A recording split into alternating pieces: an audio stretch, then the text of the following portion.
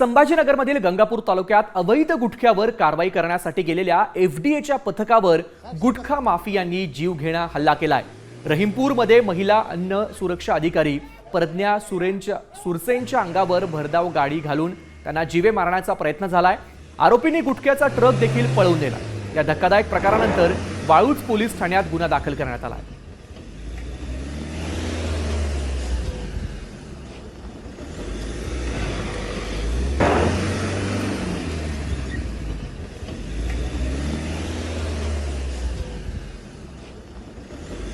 Scorpio काळ्या रंगाची, जिला नंबरही नव्हता आणि काचा वगैरे सगळ्या पण काळ्या होता।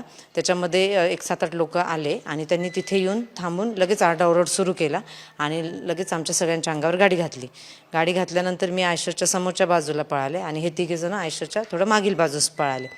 मग त्यांनी मागील बाजूस यांच्यावर भरधाव वेगाने स्कॉर्पिओ घालण्यासाठी सुरुवात केली। तसेच पिस्तूल काढ रे, गोळी घाल रे, गोळी घाल रे असं म्हणू लागले।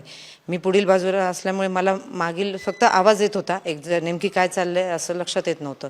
मला वाटत होतं यांना खरंच मारतात की काय, किंवा खरंच त्यांच्यापैकी कोणाला गाडीत घेऊन किडनॅप वगैरे करतात की काय। जीवे मारण्याच्या उद्देशाने त्यांनी आमच्यावर हल्ला केला। थोडक्यात आम्ही सगळे त्या वाचलो।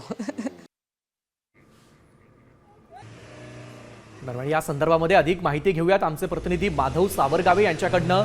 आपण बघतोय की अशा पद्धतीचा जीवघेणा हल्ला झालाय, नेमकी प्रकरण काय आणि हे हल्लेखोर माफिया सापडलेत का?